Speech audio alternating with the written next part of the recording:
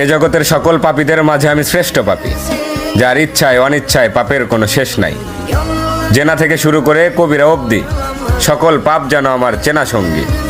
তাই আমিও যদি কিছু চাই, তাহলে কি আমাকেও দেওয়া হবে তোমার অনুগত বান্দাদের ন্যায়?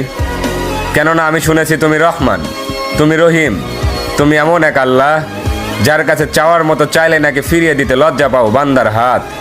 তাই এবার আমিও তোমার চরণে উৎসর্গ করে দিলাম আমার শান্তির ঘুমের নিশিরাত। অতঃপর তুমি নাকি এই নিশিরাতেই বলো, বান্দা কার কি লাগবে চেয়ে নাও।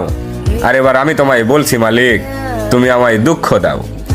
সুখে থাকলে হয়তো তোমায় ভুলে যেতে পারি, হতে পারি কারো কৃত দাস, কারণ আমি আদম সন্তান, পাপ করা আমাদের পুরনো অভ্যাস।